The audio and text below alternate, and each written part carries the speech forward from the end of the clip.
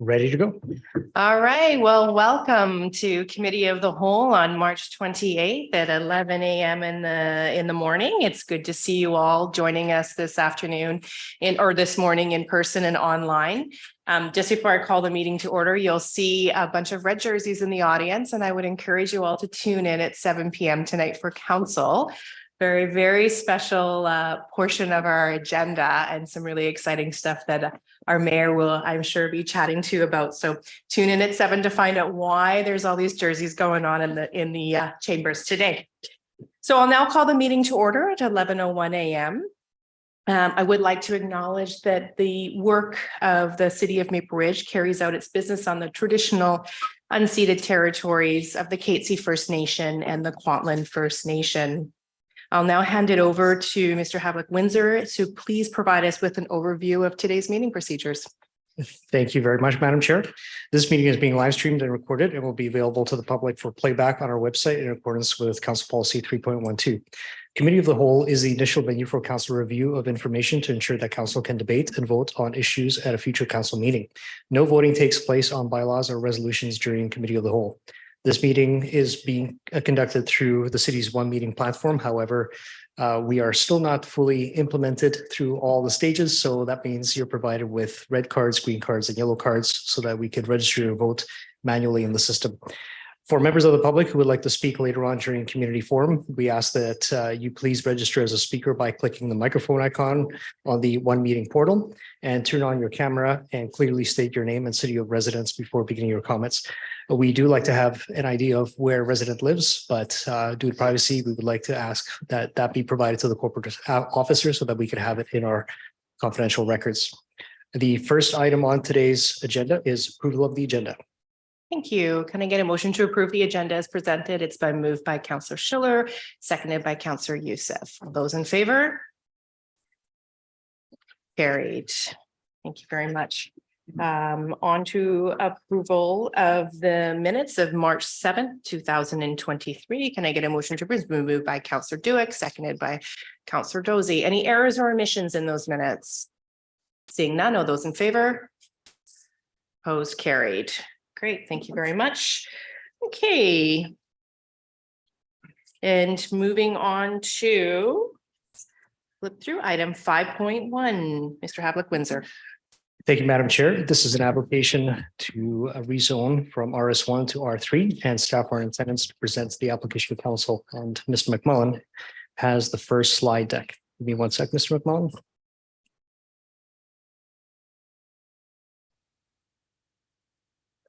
Thank you, Madam Chair and Committee. The first application is 12128 228th Street. It's for consideration of first reading of zone amending bylaw 7914/2023. The application is an area designated single family residential in the town center area plan. The existing zoning is RS1 single attached residential, and the proposed zoning is R3 single attached intensive urban residential. Existing lot size approximately 1/4 acre, and 3 lots are proposed. This is the subject site on the cadastral map, and the subject site on the official community plan designation map showing the single family residential designation on the site, and the ortho photo showing the existing built context with larger lots along 228th on the east side, and then one similar subdivision that's noted in the report to the north where there's 2 lots and a temporary lane going to the back lane, which I'll talk about more in the report later. So as noted, the applications are to rezone one property to R3 single attached intensive urban residential to permit the future subdivision of approximately 3 lots. The proposed lot 1 is 238 meters and does not meet the minimum area requirement for the R3 zone. However, that is permitted under the zoning bylaw subject to it being used for a road allowance only, and it has a temporary statutory right-of-way to be proposed to be located on to provide access to the lane to the back, and a no-build covenant to ensure that that access is maintained to the back lane until the lot can be further developed and consolidated with the development to the north.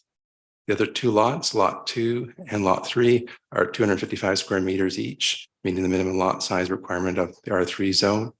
The application is subject to the community amenity contribution of $7,100 per lot for an estimated total of $21,300. And that there is a small variance to reduce the lot depth on the proposed lots to accommodate rear lane access for this development or any future developments in the surrounding areas. So there's a little bit of a lot variance depth proposed. And this is the lot layout here showing the lot 1 with the temporary lane connection going across it to the permanent lane, the section of lane. Again, as that lane is dedicated through to the north and south, then the lot 1 will no longer require that temporary lane access. And the other two lots, lot 2 and 3, are just meeting the bylaw as proposed. So the report recommendations are for you, and I'll just leave this to Madam Chair and committee for questions. Thank you very much. Can I get a motion to forward this to council? So moved by Councillor Duick, seconded by Councillor Youssef, and I'll take a speakers list. Anybody like any questions on this? Again, it is committee of the whole, so it's just questions for clarification. Mayor Remy, you've got that look. Go ahead. I know that this is just committee of the whole and we don't have a lot of information. But rezoning it from RS1 single detached to single detached intensive urban residential, what exactly does that mean? So the intensive residential R3 zone is our smallest lot single family zone, and it's provided for in the town center plan for that area, being in the higher density area next to, well, multifamily across to the west. The lots have separate garages from the lane access at the back. So it's to create neo-traditional small lot housing. That's a bridge between multifamily housing in the town center and larger lot housing outside of the town center. And also because of the small lot nature of the area, a development permit is also required prior to adoption, where you actually will see the plans of the houses and layouts of the house site plans. So I'm still trying to understand, is this a subdivision of 3 lots? What are we looking at though? What is proposed? Is it a condo? Is it a single family dwelling? It's 3 single family lots. 3 single family lots. Right. And Okay. And is there any based on the zoning, proposed zoning, is there any restrictions like height restrictions or anything to that extent? There is. yes, it's one of our single family zones, as mentioned, our smallest single family lot zone. The maximum height is 9.5 meters from the grade to the midpoint of the roof, as in many of our single family zones. The lots are 8.5 meters wide. There's a 3-meter front setback, a smaller front setback, because the neo-traditional house often will have porches on these houses. And then the garage is set at the back, like you would find in some older neighborhoods where you have a lane at the back. And that's subject to this development permit, where council will look at the development permit so they can actually look at the design of the houses. And it's the only single family zone where we actually have council review a development permit for the design of houses. Thank you for that. Last question for me is the temporary back lane. Yes. Just when we were looking at the picture of the map, Mhm. if we could go back to that picture for a moment. I was just trying to understand where that shows up on. Okay, no, not that one, the actual picture. Yeah, North. yeah. So when we're looking here, and maybe it's just because of the size, are there currently any back lanes there?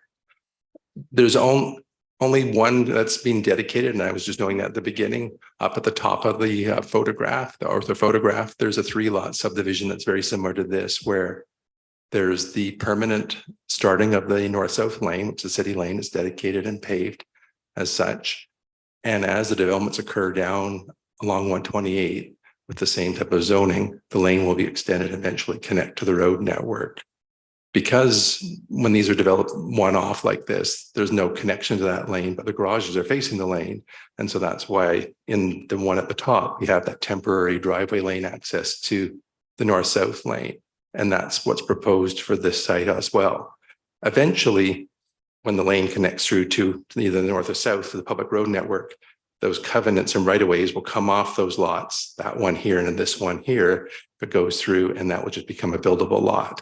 So it's just an interim access to the section of lane that's dedicated now.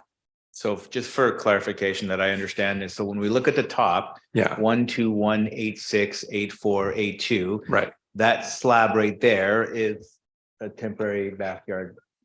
access. Yes, that's the temporary access is from 228 going east-west, and it connects the north-south lane, which is a section of city lane that's ready to be joined up with other sections of lane as the street develops, eventually down to this property and then eventually up to the north. So are those residents going to lose that space? Who owns that space where the temporary lane is?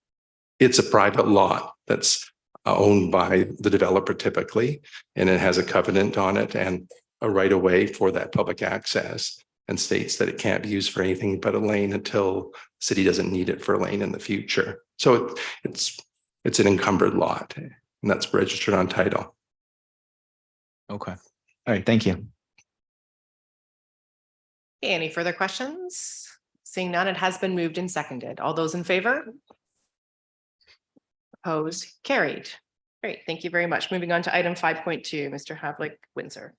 Thank you, Madam Chair. The next item pertains to 13243 Balsam Street and 23375 Fern Crescent, and this is a rezoning from RS2 to CD1-23. And Ms. Cooper is going to be doing this presentation. Go ahead. Hi, the application before you, as stated, is application 2023-009 RZ in the Silver Valley area. So we'll move on to the application information. The OCP within the Silver Valley area in the River Village designates the property as the River Village, the focal point of this area. And it supports commercial, neighborhood park, high density residential, medium high density residential. And there's no proposed change to the River Village designation within the Silver Valley area plan. The existing zoning is RS2, which is single detached suburban residential. And we're doing a CD bylaw for this project, and it's called CD1-23 River Village Comprehensive Development. The site area is approximately 0.94 of a hectare or 2.33 of an acre. And the proposed residential component of this is 95 apartments with commercial on the ground floor. And this is the subject properties located on Fern Crescent and Balsam Street within the Silver Valley area, River Village. And this is the official community plan context map showing the subject property within the River Village area. And it shows on the legend, as stated earlier, the uses within that area. I just thought I would take this opportunity to give a very high level talk about the Silver Valley area plan, and just very high level, that back in 2001, the concept of the Silver Valley area plan was brought forward. And it went out and there was a consultation process on it, public engagement with Civitas Consulting. So there is design charrettes, public input. And from there, in 2002, the concept plan came forward, and council at the time brought this, it gave it first reading of the bylaw. Then in 2004, the bylaw was adopted and incorporated into the official community plan. Through that process, it identified a need for commercial within this area for the residential component that is developing through the Silver Valley area plan. And so this is quite an exciting opportunity to fulfill the Silver Valley Area Plan objectives. Back in 2004, when it was adopted, it projected the need over a 15 to 20-year period of development before a commercial component would be sustainable and required. So this is the first part of the development of the commercial node within the River Village. So this is giving a high-level neighborhood plan context. And the development proposal, it's to rezone the subject property to the CD 123 River Village Comprehensive Zone to allow for a 4-story mixed-use commercial apartment building. The proposal contains approximately 3,100 square meters of commercial space located on the ground floor and 95 apartment units above.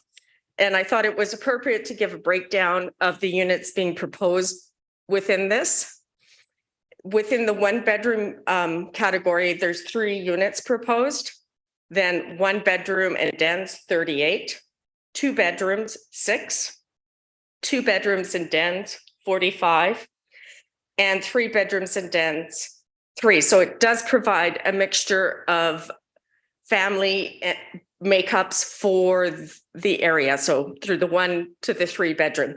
The applicant is subject to the CAC, and currently the rate is $4,300 per unit. So an approximate value of $480,000, subject to third reading. The parking will be divided between a 1-story underground parkade containing 232 stalls and a surface parking lot with 54 stalls allocated for residents and commercial units. The residential units are allocated in the underground, with a few commercial units and the commercial being on the surface. And we thought we should provide a little information on the electrical vehicle charging that is being proposed with this development. Each parking space for residential use shall be provided with Roughton level 2 charging. Over 50% of the visitor parking spaces and 10% of the commercial parking spaces shall be provided with Roughton level 2 charging. And further, the applicant will not be providing the level 2 chargers themselves, as they will be up to the individual homeowner, given that there are multiple types of chargers specific to different vehicle manufacturers. For the proponent to come forward with chargers is very complex, given that all vehicles need different chargers. The applicant advised that if a homeowner wants to put in a level 2 charger, they will be able to install one with little effort, as the infrastructure will be there. A variance to the commercial parking may be required, as 130 commercial stalls are required, but only 119 are provided. They're proposing 48 parking stalls for bicycles. And before you is the site plan showing some of the uses that are conceptual by the proponent, one being a pharmacy, a food market, a fitness center, a cafe, and a commercial store. Within the center there of the proposal, currently there is an open space. And here's some elevations of the proposal at the corner of Fern. The top one is at the corner of Fern and Balsam Street, giving you the interaction with the street and the building, as well as the south elevation along the main street. Within the Silver Valley Area Plan, it talks about a main street, and this is the development of the main street on Fern Crescent. And before you are the recommendations to move the proposal to first reading, as well as the applicant providing further information to complete the application. Thank you. Thank you very much. Can I get a motion to send this to council? It's been moved by Mayor Rumi, seconded by Councillor Youssef. Okay, I'm going to start a speakers list on this. Mayor Rumi, and then Councillor Schiller, and then Councillor Dozie. Thank you very much for the presentation. I will support this to the first reading. However, I do have some concerns. On the surface, it looks like a great development for what we all are looking for, residential, commercial, probably a great addition to the neighborhood. My concerns will speak to the I'm just gonna have, are you have questions? Yes, I Okay, was just leading just to making that. sure. Getting to it. Okay, thank you. Now you threw me off here. I'm sorry, I apologize. Across the street, you have Fern Crescent and you have the park. Okay, it's already a congested area. And my understanding is there's a school next door that likely is supposed to be going in. What have we done to look at mitigating what will be already a congested area? How can we mitigate some of the challenges when it comes to congestion? To the chair, to Mayor Mooney, I will get my colleague, Mr. Fraser, to speak to that. Thank you. So through the chair to Mayor Rumi. And so staff have put quite a bit of time into considering a road network that can support the development in the area. And so as part of this application, we'll be requiring the applicant to do a traffic impact assessment to determine what the impact of on congestion and turning movements of this development will bring to the area. We'll further explore the potential road network that we're looking at to serve the potential school site as well as this development. And then on maybe more on the broader side of things, we continue to move forward with improvements to the Abernathy Way to improved access in and out of this area of the community, as well as we continue to move forward with the 240th Street Bridge crossing. I mean, we currently have a capital project under construction along Fern Crescent and 236 to improve that corridor for movement and efficiency. And really that's in advance of bringing that 240th Street Bridge crossing across. So we do have capital projects in the go to support this, as well as the path improvements along Fern Crescent. So there's a number of things underway to support this type of development. But I think the big thing looking forward and the next step in this application will be to review that TIA to determine what the impacts of the development are on traffic. So just to further clarify the capital projects and the 240th. So the challenge right now is getting out. There's only one way to get out there. And if there's a problem there, that whole area gets backed up. So I'm not sure the answer to this question, but if we move forward with Abernathy and the 240th Bridge, how does that help here? Would that then open up a different exit out of that area? And so as part of so there'll be a couple different levels to this. One will be the traffic impact assessment, which will look at those localized turning movements. So that'll take that traffic, it'll chase it down to those roundabouts and determine what the impact is to get in and out, say, to the west of this development. So that's one piece that'll be like more of a project specific side of things. On a larger scale, the more holistic scale, that 240th Street Bridge connection does provide that second access egress into the neighborhood. So that will provide opportunities in the state if there is an accident or traffic impact due to construction, those sorts of things, that will open up a new access point into this area of the community. And so that's on the broader side of things. I mean, that is on the city's, we have it currently to progress through design in the next 5-year plan. And then it's going to come down to funding. And so we're going to look at some of our provincial and federal funding partners to bring that project to fruition. Thank you. I have no further questions. Thank you. Councillor Schiller. Thank you, Chair. And thank you very much for the presentation. I really appreciated you talking about the OCP and sort of starting at that higher level, because for me, that is kind of where I'm starting with this as well. So I do have just a couple, hopefully quite general questions, just to help me understand sort of how this does fit into the plan. So in looking at the OCP, and just please correct me if I'm wrong, but I believe that it states in the OCP that it's projected to be about 11,000 residents in Silver Valley. No, correct me. Oh, okay. Do we have any information available on just approximately how many residents are there now? Like, I'm just trying to understand sort of how far into that projection we are. Good morning. afternoon. I don't actually have those numbers with me, but community planning staff did take a report to council a couple of years ago now that had provided an update on the population at that time. We could certainly circulate that with you. Okay.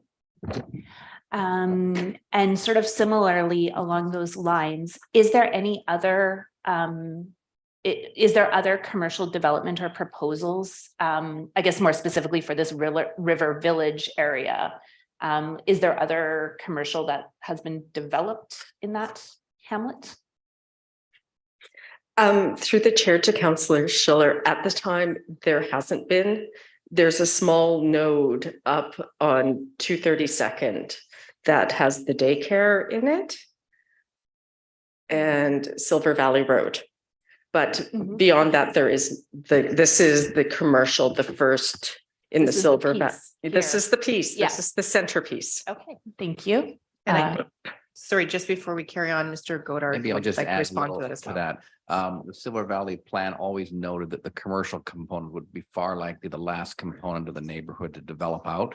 And the River Village is the concentration of it. There's going to be about 10,000 square meters of commercial plan for this area. This is about a third of what you could see eventually down in this balsam fern area. It's the center of the Silver Valley plan was the intent of it. And it estimated it would be 15 to 20 years before you would see any commercial development on this land. And it's actually been 20 years. So it's right on the money. And this is going to be serving the local community largely, as well as those folks who go up to Golden Ears. That's kind of the concept of how this commercial center would evolve, with mixed use creating more of a central neighborhood here. Thank you. That was another one of my questions. I really appreciate that. And I guess another area that I'm thinking about is sort of the connections, because yes, understanding that in great part, this commercial is for those area residents, and hoping that this will be an opportunity for people to possibly make use of these services, not necessarily by car, but by foot, by bicycle. What sort of connections are either existing or planned with the existing neighborhoods? Like, are there sort of trails out to more existing neighborhoods? I think there was maybe a pathway that was being looked at being developed by the city in the area. Through the chair to Councillor Schiller, there's a pedestrian development along the Balsam Street to provide the word eludes me right now, the central focus within that area. So along Fern Street within the plan, there is the pedestrian corridor to go north and south. Could I possibly just see, like, is there like a photo or a map where I could just see? Yeah, I can provide that to you. Okay. And we can forward you a copy of that before council tonight. Okay. I just asked you forward it to all council as well. Yes, that's perfect. Thank you. Mr. Pollock. If I could just provide a little bit of information, there has just been a temporary multi-use path constructed along Balsam from Fern Crescent up to the bottom of Larch. And that was really intended only to be an interim measure to provide that connection, given that you have a lot of development in this area of Silver Valley, just to give it down to the connection. That will also allow us to tie into the multi-use path that is being built on Fern Crescent at the moment. So, but that is only an interim measure, and that will be superseded whenever this development and others will proceed. Thank you. Thank you. Those are my questions. Thank you. Councillor Doze. Thank you very much, Madam Chair. Mine is very brief. I'm quite excited to see this kind of development come up because densification is the word, and I will do everything I can to support the densification of our city and making sure that we attracted every necessary thing that we need to survive. But I want to say that given the fact that this design is still at the very preliminary stage, I want to point out the fact that I would like to see a clarification of what is provided as far as EV chargers are concerned, because they talked about roughing.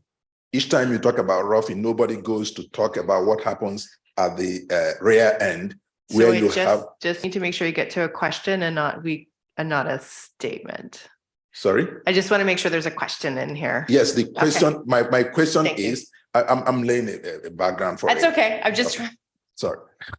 it's so hard when we So have just what I'm questions. saying is that when they put in the document a roughing, I want to confirm from the designers that provision is made at the back end where we have the panels, the breakers are provided enough space or power to just require ordinarily the connection of the roughing area to the electrical motherboard or whatever you call what they call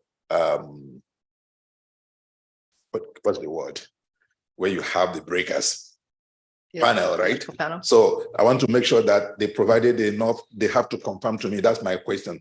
Do you have provision, allowance enough at the panel to accommodate that charger? Because I've seen a situation where you say you provided roughing that will require replacement of the entire panel because the space is not there. It doesn't have the 240. Through the chair to Councillor Dozy, the proponent is online. If they wish to speak to it's the architectural firm, Keystone, it will be Kyle or Stephen. Just trying to. Is it developer? Oh, see Keystone at the do bottom. have Okay, Keystone go on ahead. We're good. Good morning, all. My name is Tom. I'm with Smart Group, the project, Keystone Venture. I just comment about the requirements, provision. The panel will have capacity by all EV chargers that may be at the point by residents at the time.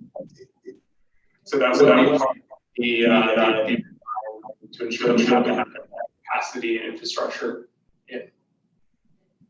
So, sorry, there was a little bit of feedback there. Just want to confirm that you said that the panel will accommodate the need of a charger. That's correct. Yes. Sorry about the feedback. So the panel size will be large enough to accommodate any future EV charger in it. So we will work with our electrical engineer and BC Hydro to ensure that the infrastructure on site accommodates the noted number of EV chargers that we've provided on the application. Thank you very much. That answers my question. Thank you. Councillor Tan. Thank you, Madam Chair. A couple of questions here, primarily related to safety and the unit mix. My first question is, I'm just going to pick on Mayor Rumi's question. You will very, very rarely hear me talk about traffic because of our need to move away from car dependent infrastructure. But I just want to make sure I understand the transportation network here. We talked about the 240th bridge. We talked about ways to get into this community. I just want to make sure I understand your comments. Maybe you might have to repeat them about Fern Crescent in particular. I went down to take a look at Fern Crescent, and like we all know, it's pretty tight. And so my concerns around, kids coming in and out of the park, it's pretty dodgy there with not dodgy, but there are trees right against the road there. I don't need to be a traffic engineer to know that with 95 apartments, despite the fact that we want to be more active transportation oriented, that there's going to be quite a bit more traffic around. So maybe folks can sort of explain to me with the OCP, with this development of the River Village, what does that, how does Fern Crescent in particular handle that? So thank you, if I could, through the chair. And so I think we're at first reading here. Between first and second reading, we'll have the traffic impact assessment. That's going to talk about the volumes we're talking about. That's going to help us put it into a bit more context. And so maybe we'll have some of those discussions around potential safety improvements or upgrades to Fern Crescent or the localized area at that point, if that works. I would just say that we have exerted considerable efforts as a city to improve a lot of these active transportation modes in and around the area. And so one of the projects we're doing right now is that Fern Crescent to 236 multi-use path. It's off street. It's a paved, well-lit path. And one of the big things when we talk about pedestrian safety in areas is making sure that pedestrians and cyclists have an opportunity to be off street, removed from traffic, and trying to eliminate those conflicts. And so that path is going to help us achieve those goals in this area. When we look at, say, the Balsam connection, the Balsam connection is one that, as per our official community plan, will provide the services as a major collector up into a bunch of the development up into Silver Valley and Rock Ridge. So it is one that we anticipate will carry high volumes of traffic to and from. And so part of this whole design process, as these applications move forward, will be to consider what features need to be implemented in order to provide those safe and efficient maneuvers. And so the TIA is going to be the first step, and be happy to come back and chat with council as to how we can accommodate that.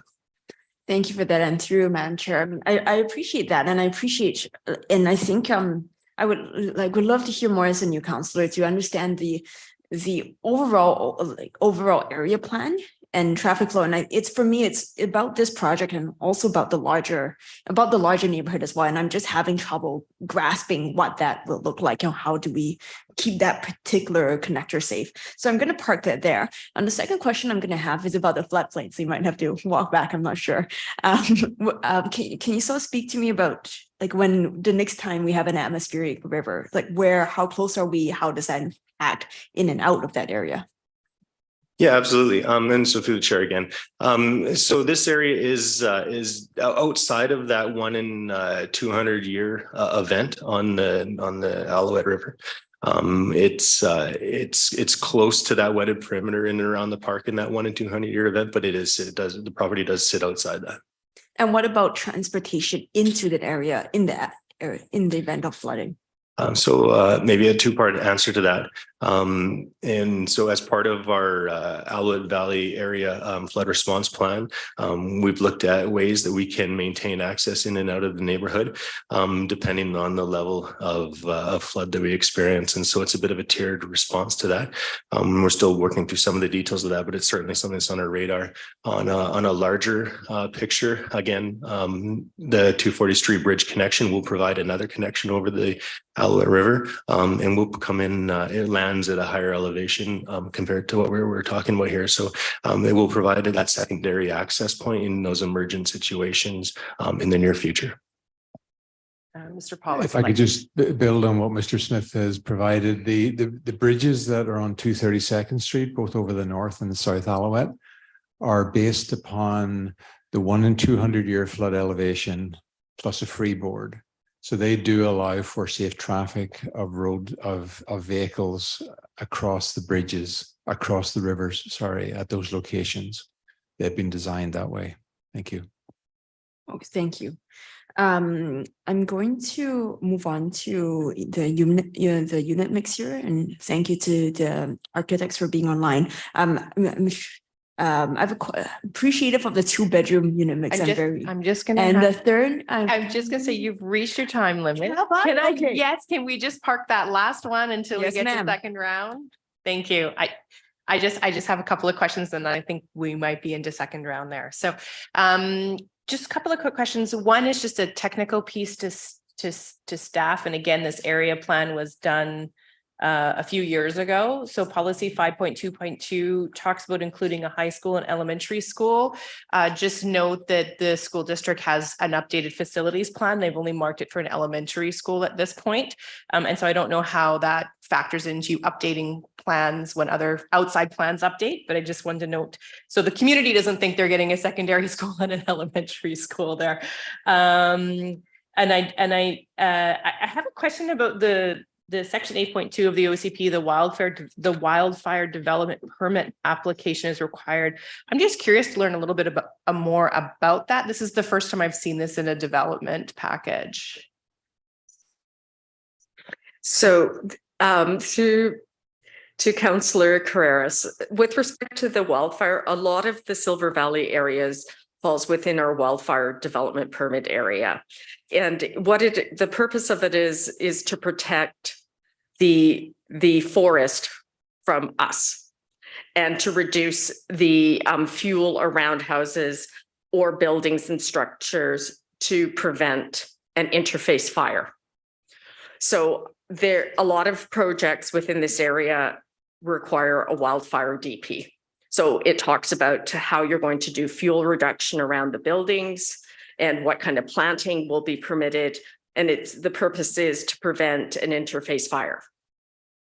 Thank you. I was just very curious because it's very topical with some of the devastating fires we've had in the province, and I was curious to know what that process looks like. So thank you. The wildfire DPs was a result of some of the catastrophic fires that happened in the province.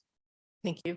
Most of my other colleagues have asked my other big questions that I've had. I just have one other question. Do we, no, I don't need to ask that one. Just curious, when we look at what this is proposed to look like, there's some sort of retailer services that are included in the drawing that are probably very important to those living in the community. Is there any way for us to sort of have any sort of say or control in what actually, like, I know this is just suggested what they'd hope to go in there. Is there any way to actually guide what ends up in the retail service areas? Through to Councillor Carreras, there are some mechanisms that we could, if council directs staff, this is their desire, that there are mechanisms to require performance that if you want X service, that becomes a requirement of the zone.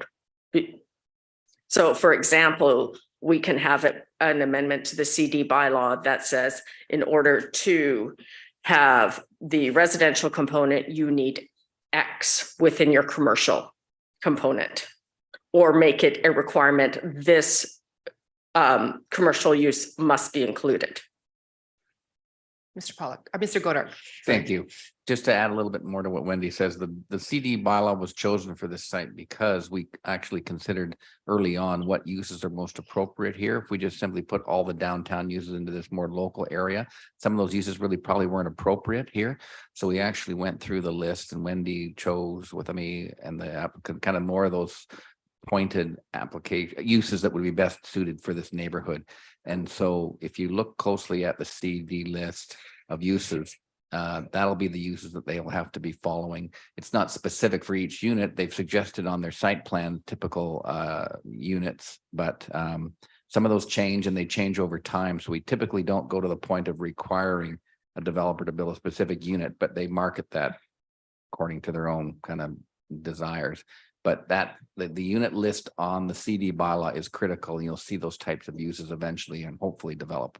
Thank you. Thank you. I'm just trying, and I may have missed it. I know I'm close to my 5 minutes here. I may have missed it. Is where exactly in the package does it identify what those uses are in this new zone? The bylaw that's scheduled, I think it's probably C or D, maybe. It would be Schedule C. Oh, it's C.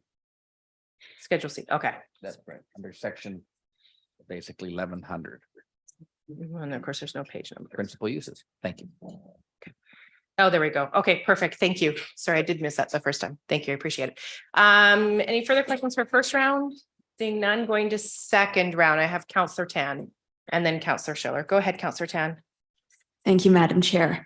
I'm going to pick up on my question around unit mix. Thank you. I appreciate the abundance of 2-bedroom units in this proposal. I'm curious to the architect, to Madam Chair, if there's any more interest in or consideration about more 3-bedroom units. And so I think Keystone, it's Kyle and Steve. They should still be online. Are you still there? We are still here. Yes. Yeah. We can definitely review and consider addition of more 3-bedroom units. Just start the video, and we can review that with our client on that proposal. Thank you very much, because I know we haven't discussed that as a council yet, and you just really again encouraging developers to walk with us along this process. And same question with the bike parking here, and I thank you for that provision of a number of stalls And I'm looking at 24 stalls I see proposed for residential and 24 for commercial. And I see that leaves us about 24 stalls. That leaves us for like one bike parking stall for about that's slightly less, 1/3 of the units. Is there any, and I want to say first, thank you for walking with us along this process. And my further question is there any desire to or ability to provide more here? To just respond to that question, we often have opportunity to have more space on the site when it comes to storage rooms in the parkade. Often in the corners of the parkade where there's less efficient use of, say, a vehicle stall or whatnot, we can look at using those for additional bike parking to provide access on that. So yeah, that's something we can definitely review in the parkade layout and look at those extra spaces to try and bump up that bicycle parking number as the project develops. Yeah, we can probably find more spaces. Yeah. I very much appreciate it. I'm sure many members of the committee do as well. And I'm going to throw in their e-bike charging. And then thank you so much. I'm going to turn maybe through Madam Chair, if you permit, like back to staff again. Could maybe staff walk me through any TransLink plans for this area? I know that there's like I think the 733rd stops there, but it's not a big bus service.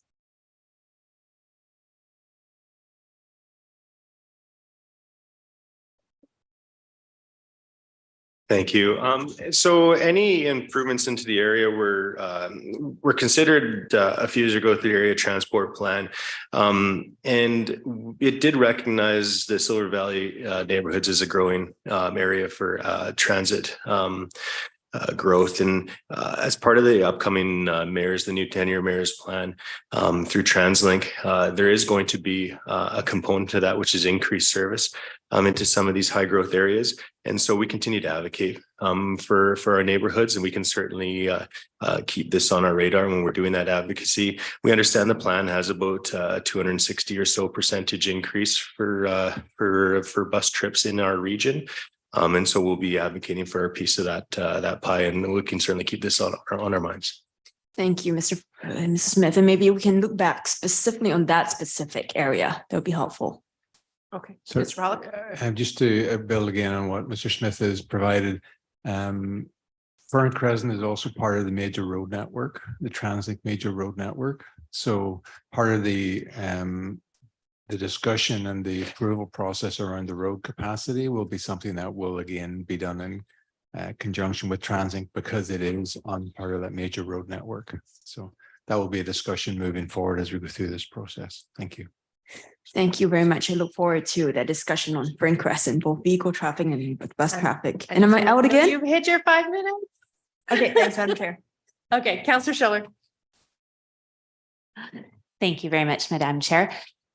Just looking at the site plan a little bit further, it looks like there is a future road planned parallel to Fern Crescent. So is there any vehicle access plan to this development off of Fern, or would vehicles be going up to this new proposed road to turn into the development? Through the chair to Councillor Schiller, the proposed access is off of the future road to the north. We are not looking at access off of Balsam Street or Fern Crescent. Okay, so for vehicle access, we're looking at Yes. rereading that. And so how does that future road fit into the overall construction of the project? Would the road be constructed first before the building was developed? With respect to the building of the road, through the rezoning process, it would be a condition of rezoning through the rezoning servicing agreement. There would be road dedication. There would be a requirement to build the road. At the same time, the road is being constructed, they would be coming in with their building permit. Great. Okay, that makes sense. And is there any, does the city ever put any conditions around the timing of construction projects like that? Like, I'm just considering it is more seasonal patterns, right? And I'm just wondering if that is something that cities do that say, hey, we can't have construction happening here during July, or if it just sort of depends when certain permits come in, that's when the project starts. Thank you. And through the chair. And so it's a bit dependent upon the project site. We always take into consideration the impacts of construction. And so typically for projects along Fern Crescent, we've been restricting traffic closure windows between the hours of 9 and 3, especially during those like the summer peak times, and we try to keep the traffic closures away from those summer peak times as well. So we'll work with the applicant to determine what the construction window looks like, and then we'll look at what hours that we can permit construction to occur, especially like traffic control to occur in those windows. So we'll work with them. Thank you. Just a final question is just about the, I think this is more of a planning question. Let's see. In the Riverside Hamlet, just thinking about the mix of different housing types in that hamlet. So this is more of a high density residential use. Are there other high density developments in the hamlet?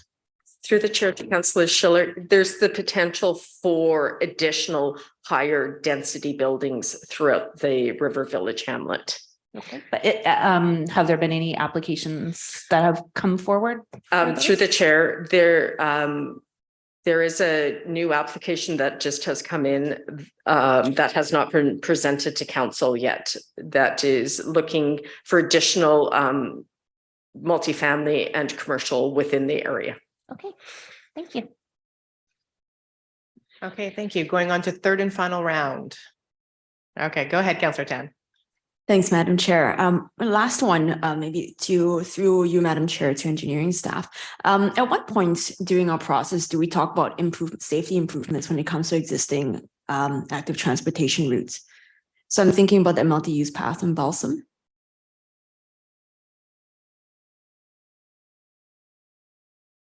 So typically between first and second reading is when we'll start seeing a lot of those drawings, and we'll see the traffic impact assessment. As part of that, we'll be looking to determine what are the impacts on the existing multi-use path.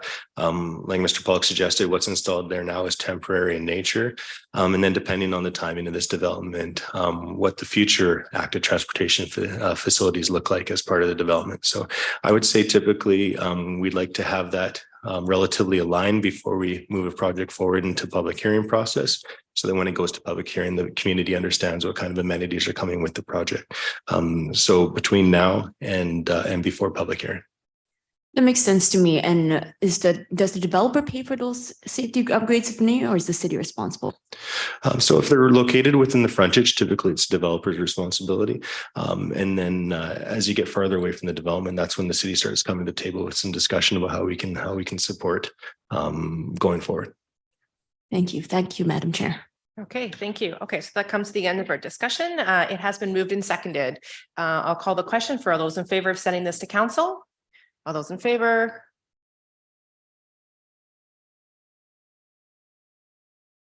Opposed? Carried. Thank you very much. Okay, on to item 5.3. Thank you, Madam Chair. This pertains to 22557 Brown Avenue and 12060 12062 Edge Street. And this is rezoning from RS1 and RT1 to RM3. And Mr. Goddard is going to be doing this presentation. Thank you, Council. I would like to introduce you to one of our newest members of our planning department, Daniel Rajasuria. I think I got that right. Close enough. Anyway, he's our newest planner. I think he came from Campbell River, Prince Rupert, sorry, beyond Coquitlam. Anyways, we're very happy to have him here. He comes with a number of years' experience, and he's working on our development side. So welcome him. Welcome. Thank you. Glad to have you with us. Thank you. So this item is in relation to the properties located at 22557 Brown Avenue and 12060 and 12062 Edge Street.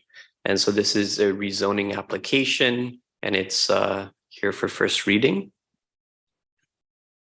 So the rezoning proposal is to rezone from RS1, single detached residential, and RT1, 2-unit urban residential, to RM3, medium high density apartment residential.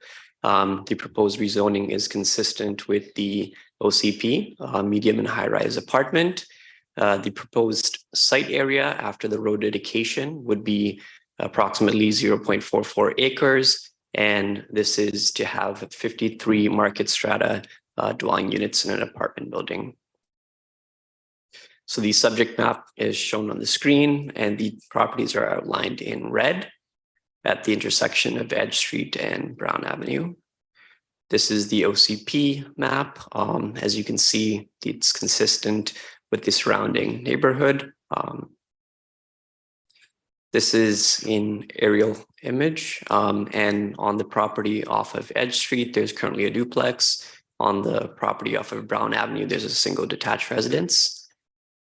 And the apartment building would be consistent with the apartment buildings nearby. So the development proposal is to rezone the subject properties to RM3, medium high density apartment residential, to permit the future construction of a 6-story apartment building with 53 dwelling units. And so the proposed unit configuration is 37 one-bedroom units and 16 two-bedroom units. The applicant has indicated willingness to include 3-bedroom units, and they are here today. This application is subject to the CAC program at a rate of $4,300 per unit for an estimated total of $227,000 or such rate applicable at third reading. The density would be 1.9 FSR after the road dedication is removed. This includes 0.15 FSR to be obtained to a density bonus contribution. That would be at a rate of 161.46 cents per square meter for a total of approximately $42,000. Vehicular access to underground parking would be from the rear lane. 60 off-street parking spaces are required and 48 spaces are proposed. A cash in lieu contribution for 12 off-street parking spaces is proposed at a rate of $20,000 per space for a total of $240,000. Each residential off-street parking space and a minimum of 50% of visitor off-street parking spaces will be provided with roughed-in infrastructure capable of providing level 2 charging to support electric vehicles. 14 long-term bicycle parking spaces are required and 12 spaces are proposed, and this would involve a variance. A variance is also required to increase the maximum percentage of long-term bicycle parking spaces provided by an upright storage system from 40% to 50%. And 16 short-term bicycle parking spaces are required and 16 are proposed. This is the site plan and consistent with Town Center Area Plan Policy 3-24. Each of the ground floor units has a separate exterior entrance in addition to the common entry. And on the right, there's an outdoor amenity area. And they're meeting all their indoor amenity area requirements, outdoor common space requirements, and private outdoor area requirements. This is the perspective of the proposed development. And the report recommendations is that this be given first reading and that the application provide further information as per the development procedures by law. Thank you. Thank you. Okay, so we've had presentation. It's been a motion to move it to council, moved by Councillor Youssef, seconded by Mayor Rumi. I'll open it up for questions. Mayor Rumi. Thank you for the presentation. More of a technical question. On the bike parking, you mentioned the short term versus the long term. Yes. Can you explain what the difference is? Yeah, so the long-term bicycle parking is sort of lockers contained within the underground parking. The short-term bicycle parking is basically a bike rack outside of the building. Okay. And I see that they are also asking for a variance on the long term for the biking and for some parking. That area is already going to be a challenge for parking. why are they looking for a variance on the parking? The lot has limited space, especially considering road dedication that's going to be required off Brown Avenue. So there's a 3-meter road dedication we're requiring off Brown Avenue, and then there's a 0.8-meter lane dedication to the rear. And so they're limited on space and what they can offer. Thank you. That's all I have. Councillor Tan.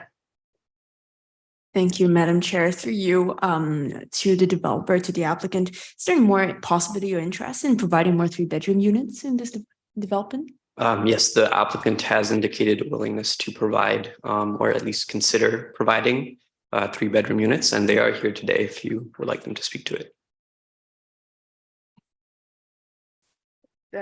Developer. I'm just going to get you to come down to the microphone. That way, those that are joining us online are able to hear what's being said. Thank you. Yeah, good morning. I'm Sam Good Cheng, morning. the architect of the project from Ionic Architecture. We talked to our client. Yeah, we are willing to consider trading one of the 2-bedroom and 1-bedroom into 3-bedroom and studio. So the footprint is limited, but we're looking into about 5% to even 10% of the units in the 3-bedroom. Yeah, we know it's family orientated tendency now. So yeah, we're willing to look into it. Thank you, sir. Through you, Madam Chair. The second question is around the bike parking spaces. I know there's a variance for reducing the spaces requested, but is there any interest in more? Sorry, it must be a miscalculation on my part. I think 12 long-term bicycle was required, but in fact it's 14. So then you'll figure we need a variance. We could squeeze in a couple of long-term lockers. That's no problem on the plan. Thanks. Thank you, sir. And through you, Madam Chair, is there any interest in electric bike parking? We haven't thought about that, but we thought about roughing in all the parking space, provide infrastructure for tenants or for the owners to put in a small addition to make it work. Right now, we are planning to provide all rough into all parking spaces. Thank you, sir. And I want to say welcome to the Maple Ridge family. Thank you, Madam Chair. Thank you. I have just a couple of questions. See no other. 2 quick questions. One is, and I think this has been asked before, but again, I just want to ask it again. There are 2 elementary schools as we densify this area. What are we doing to make sure that our students, and this is a downtown area, so I would think that majority of these students are walking or active transportation to and from school.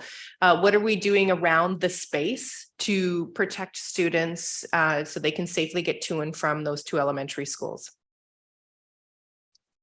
I will just note that one of them is being rebuilt, which opens up some other possibilities as well. Yeah, thank you. So through to the chair. And so routes to and from school were one of the main focuses in the strategic transportation plan update. That's a piece of work that we're working on that'll come to council within Q2. As part of that, we'll have an implementation strategy. And so we're talking about large scale projects that require that investment into them and that investment commitment. And so we'll have that discussion with council about how to best proceed and how to prioritize those projects and what that implementation plan looks like. And so we'll have that shortly this year, but absolutely routes to and from school. It resonated well with the public. It's been noted as one of the key values in the STP going forward. Thank you. And then the other question, and again, I think I've asked this one before, but I think it's important to ask it again.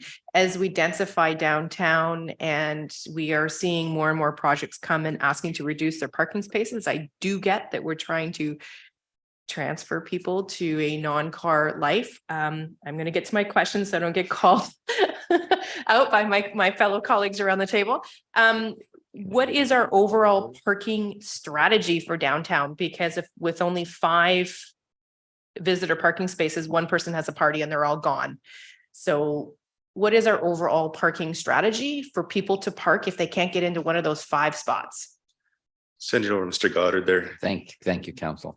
By the end of this year, we have a consultant hired to look at our parking and loading bylaw. So that'll be coming forward to you. And in that work, we'll look at all of those things. We're going to be looking at regional assessment of what everyone's doing, what Metro's numbers are and ours.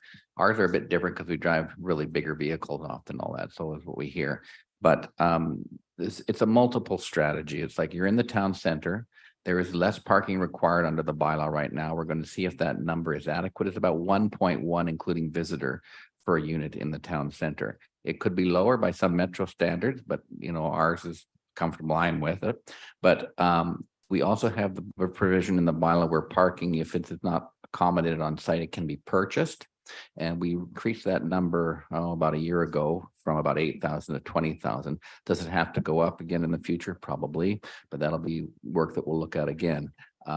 So there's multiple ways. There's also some street parking available as well, but parking is a very difficult issue, but particularly in the town center where we have public transit, we're concentrating people, we have walkability and that we enjoy. That usually means parking can be provided on less. Rental buildings, we typically accept half the parking that we do on a market building. But some of those details will be coming forward to you in council in probably Q3, and we'll then be able to give you a much better idea of where the region is, where we are, and what developers are telling us, and then we can reassess the entire parking solution probably for 2024, I'm thinking. Thank you. Because there's work trucks and stuff like that too, Right. and we're seeing more and more friction. And seeing no further questions, the motion has been moved and seconded to send this to council. All those in favor? Opposed? Carried. Thank you very much. Moving on to item 5.4. Thank you, Madam Chair. The next item pertains to 21668 and 21698 Lougheed Highway. And this is a rezoning from CS3 to C7 and RM1. And we have a staff presentation. Thank you. Go ahead. Good afternoon, everyone. This presentation is for two rezoning application 2023-020 as well as 2023-021 for the two properties located on 21668 and 21698 Lougheed Highway for the purpose of the first reading for the zoning amendment bylaw 7910-2023 as well as 7911-2023. The purpose of this application is to rezone the two properties from CS3 Recreation Commercial to C7 Lougheed Transit Corridor High Density Mixed Use to allow the construction of two high density mix of residential and commercial on these two properties with an approximately total number of 990 dwelling unit in the form of apartment residential, as well as around 20,000 square feet of commercial at the ground floor of the two buildings. And the applicant is also proposing to rezone the southern portion of one of these property, 21668 Lougheed Highway, south of the future extension of 117 Avenue to RM1 to allow the construction of townhouse dwelling. And these are the subject sites that shows the two properties that are located in West Maple Ridge, south of Lougheed Highway between 216 and 218 Street. And the future extension of 117 Avenue would be one of the requirements of the rezoning for 21668 Lougheed Highway. I have to note that these two rezoning application has received by staff concurrent with the other rezoning application 2023-019, which was presented to council and received first reading on March 7th. These sites will be a phased development that will be constructed in the next 5 years or so. And the goal is to provide, the intent of these three application would be to provide approximately 1,500 dwelling unit in the form of apartment residential, 30,000 square feet of commercial at grade, as well as a townhouse development, approximately around 6 or less townhouse dwelling unit on the southern portion of 21668 Lougheed, south of 117 Avenue. And the subject properties are located within Lougheed Transit Corridor Area Plan, which received first reading in December 2021. These sites are also located within the Fraser River Escarpment, especially part of the properties on the southern side is located within 300 meters from the crest, which requires that any development on this site would be subject to completion of the risk assessment that the city is currently undertaking. As such, We're recommending that this application will not proceed to second reading until the risk assessment has been done and the suitability of this additional residential density has been fully assessed and realized. Due to the location of this property within the control access area of Lougheed Highway, this rezoning application would be subject to final approval from the Ministry of Transportation and Infrastructure prior to final adoption. The subject properties are currently designated commercial on the northern side and urban residential on the southern side under the OCP. However, there are designated commercial mixed use on the northern part and the intensive attached residential infill on the southern part under the Lougheed Transit Corridor Area Plan. The applicant is proposing to redesignate a big portion of the property to the north of 117 Avenue to commercial mixed use to allow the construction of this high density mixed use commercial residential. Basically, this redesignation maximizes the site development potential by allowing higher density lot coverage and building height. The applicant is also proposing to redesignate the southern portion of 21668 Lougheed Highway south of 117 Avenue to Lougheed Transit Corridor multifamily to allow the construction of townhouse development. This is the orthophoto of the subject sites. The sites are currently used as mobile home park. The site is relatively flat and there are some significant trees and tree area on the western perimeter of 21668 Lougheed Highway.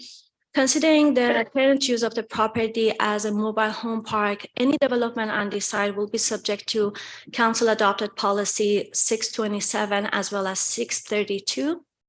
These policies has been adopted by council to protect the residents of mobile home park as well as purpose-built rental housing, which are undergoing redevelopment.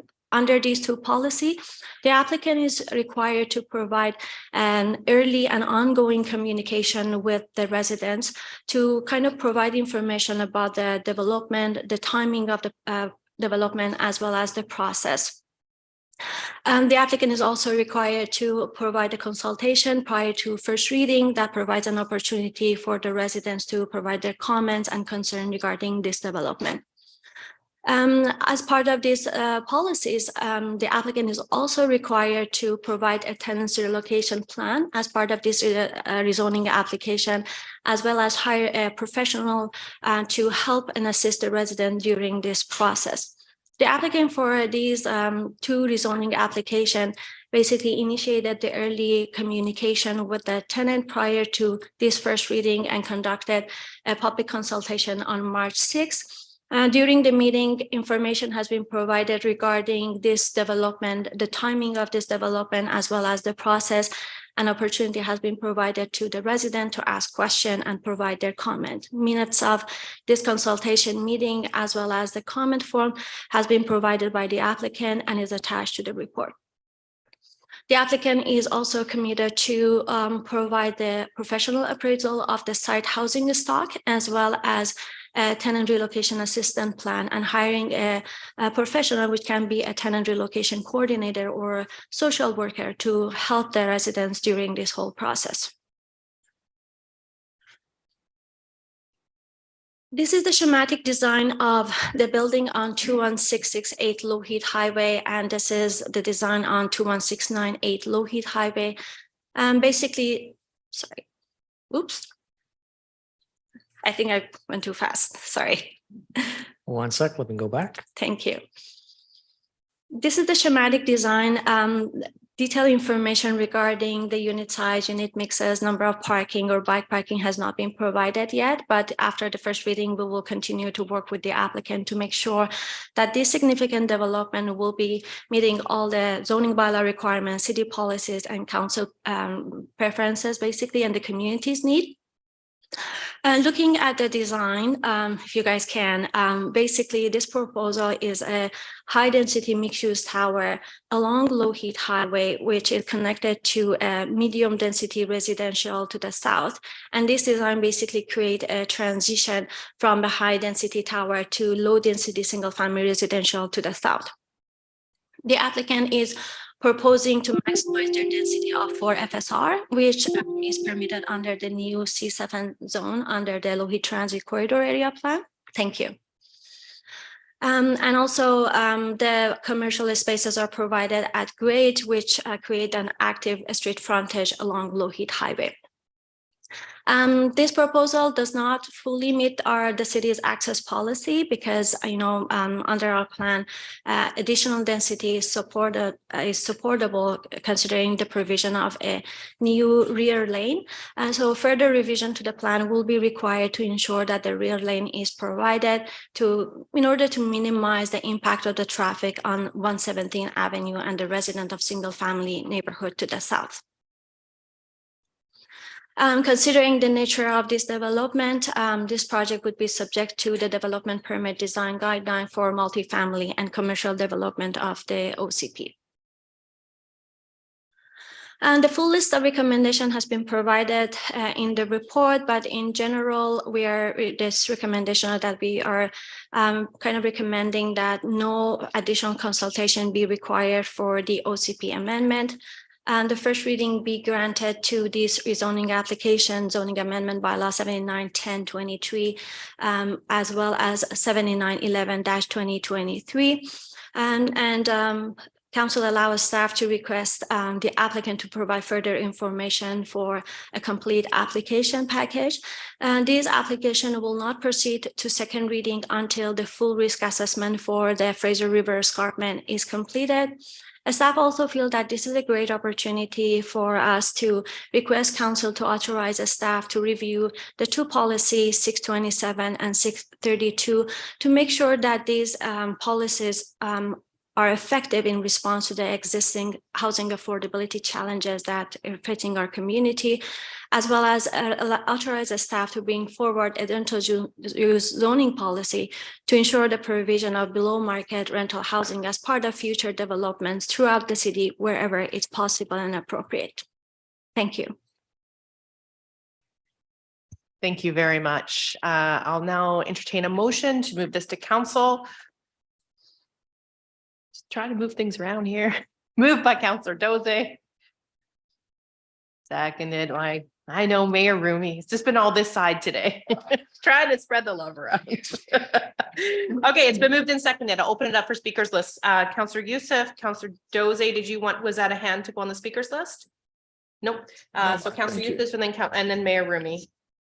Thank you, Madam Chair, and thank you to staff for the presentation and the report. You briefly touched on it, but I will reiterate my question through the chair to staff.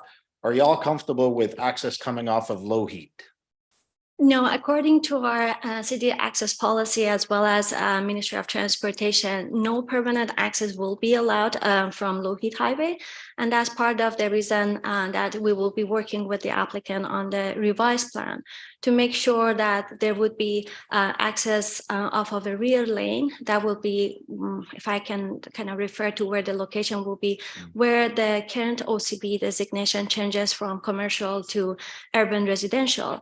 There will be a future rear lane. Our engineering staff will be working with the applicant to kind of identify the proper location, but for sure the access policy does not allow permanent access from Lougheed. Thank you, and that's what I understood to be the case, and that's why I'm asking. Follow-up, Madam Chair, through you to staff. Will then the lane access coming off of 117th to access these two properties that are under application also provide access for the two adjacent properties that are also under application, or will those properties then continue to have access off Lougheed? Basically, this access policy that restrict permanent access off of Lougheed applies to all property that are along Lougheed Highway. And so as part of the previous application that we discussed on March 7th, the plan did not show the rear lane to the south of those properties. However, we will be working with the applicant as part of that project as well to make sure that the lane will be constructed. There might be some temporary access off of Lougheed until this lane is fully constructed and kind of operable, but definitely there would be a secondary access to the south of this project. Thank you for that. And I asked my question because, of course, while these two properties do have access to 117th, the other two are landlocked, for lack of a better word. And that's why I was kind of trying to clarify if, since they are landlocked and there is no other way for them to access, would they be allowed to access through Lougheed, or will the laneway that's coming off of 117th then provide access for all four properties that are under application? I also wanted to add that these are three separate applications, and the reason that the applicant chose to submit three different applications was to give council the opportunity to maybe, grant first reading for one application if there is no support for the other one. But one possible option that we work with the applicant as one complete project, basically, there might be an opportunity that this three sites will be developed as part of one big project that will help with the access. This is really preliminary. We haven't really discussed the detail, but they are one of the possible options. Thank you very much for that. I'll leave all those options to the experts. Thank you for the clarification. Thank you, Madam Chair. Those are my questions. Thank you. Mayor Rumi. Thank you very much. Thank you for your presentation. It's exciting to see a project that offers 990 apartments. And you may not have an answer to the question, but is there a plan for any of those apartments to be actual rentals?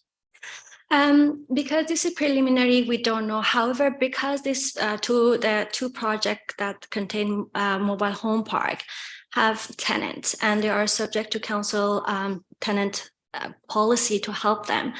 After the grant of the first reading, we will work with the applicant, and applicant is going to hire a professional, which can be a tenant relocation coordinator. And one of the responsibility is to reach out each individual resident to identify their needs, their financial situation, because our goal is to make sure that this development is not going to negatively impact the resident and displace them.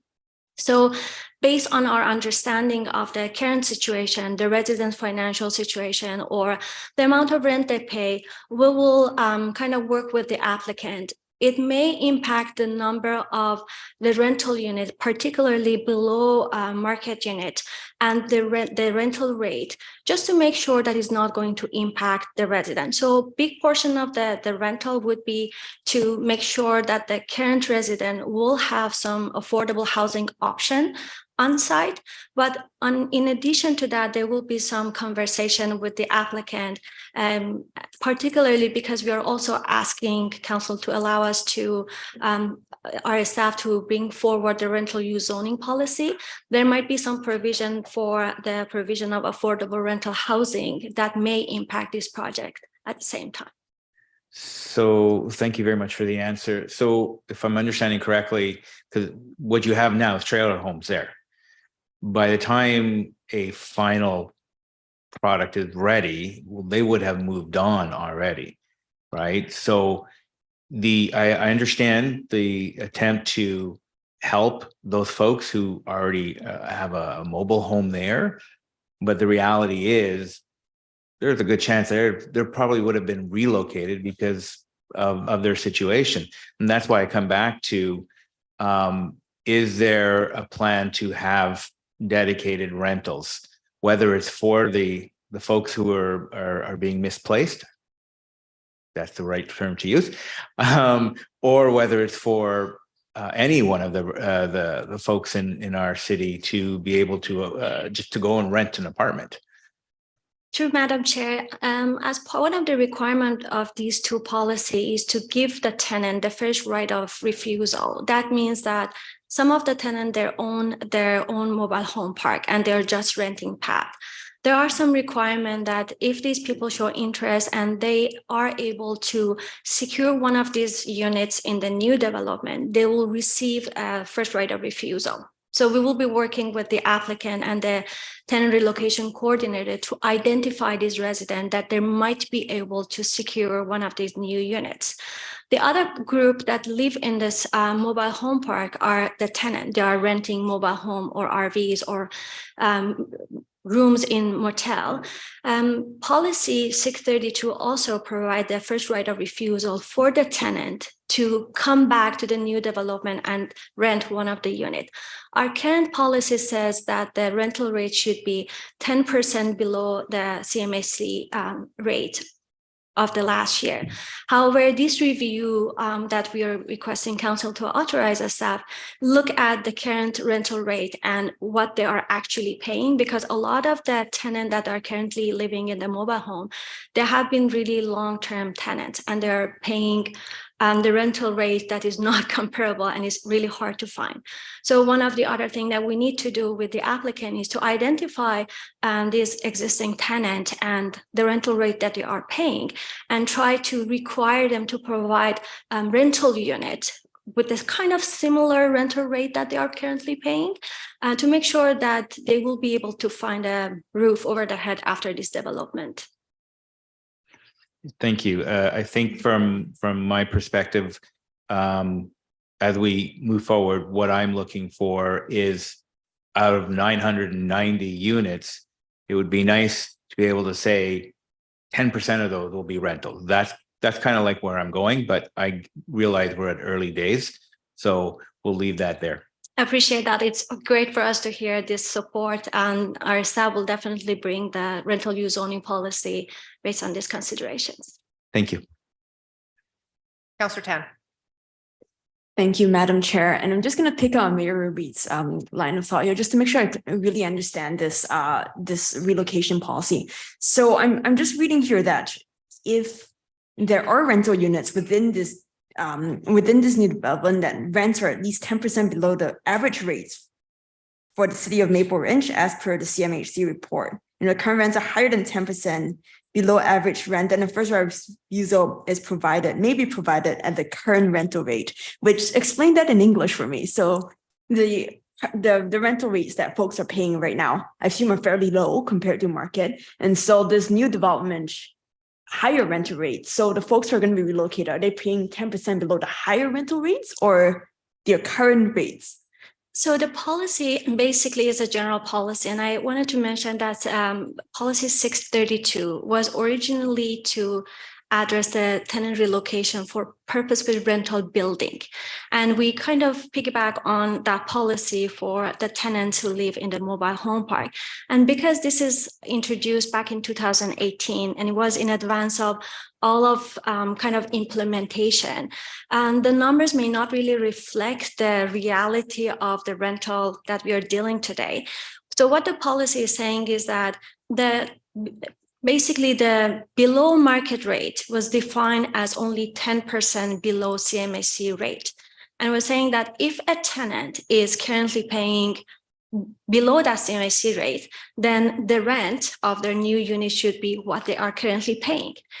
In the situation that we are dealing with this mobile home, based on the kind of initial analysis that we have done, the rental rate are significantly less than the CMHC. So they are not even comparable. And we believe even 10% is not going to address the issue that we are dealing with.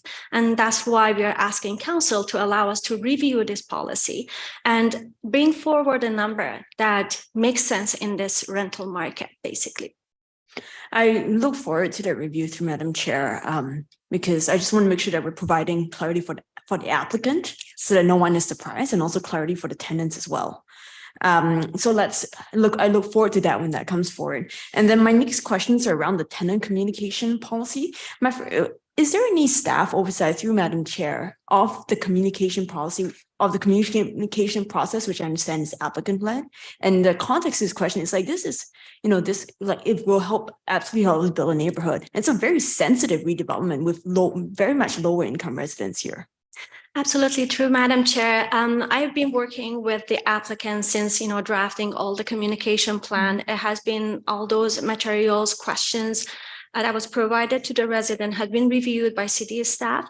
At the same time, our staff in the bylaw licensing and community safety are working with the Ministry of Poverty Reduction and Social Development to identify the resources, subsidies, and programs in order to, during this process, connect the people, the residents who are in need with the program. So basically, city staff and the applicant, as well as the tenant relocation coordinator or professional, we will be working all together to make sure that, you know, all the needs of each individual person has been addressed and they are connected to the proper agencies at the provincial level or other level to receive the support that they need. So in order to answer your question, under our policy, there is no specific staff involvement in drafting the communication package. However, we have been fully involved in review of the questions and the communication. And I believe that at the consultation meeting, the contact information of staff has been provided to each individual resident.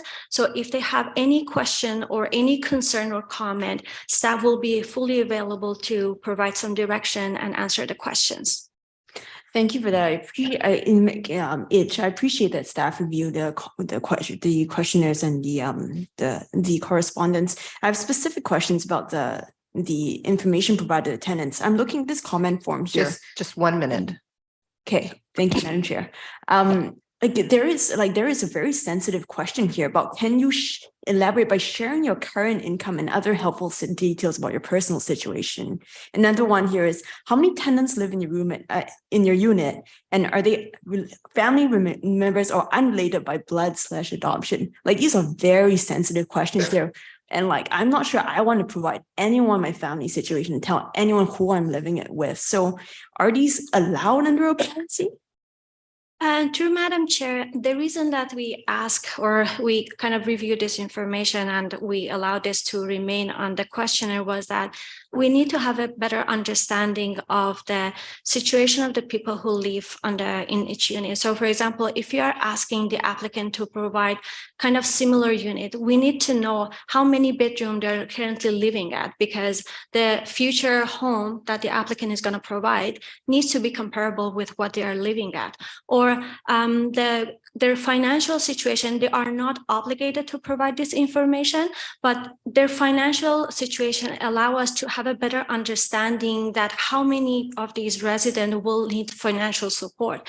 In our negotiation with the applicant regarding the rental rate for the below market, these numbers and the financial situation help us to determine how many percentage less than the below market is required for each person. If anyone requires further subsidy or some support from government, these people will be introduced. However, after the first reading, the tenant relocation coordinator will be involved way more than what it has been done in the past in order to contact each individual person and to get this information. And I do believe that this process is also is done in other municipality as part of their tenant relocation policy, just to make sure each individual person and the resident have been identified and discussed on their own situation, the base of their own situation and their needs.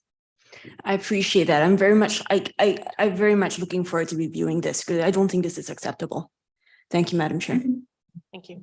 I'm not seeing any other questions. Oh, sorry, Councillor Schiller. Thank you, Madam Chair.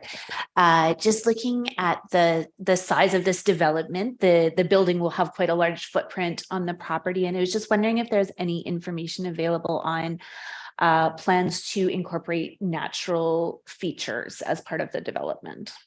And to Madam Chair, as you mentioned, this is really preliminary. After the first reading, the applicant will be working. I do believe under the C7 zone, which is the proposed zone, we do allow up to 90% of lot coverage. However, it's subject to the stormwater management, the 3 tiers of stormwater management, which also include all the landscaping.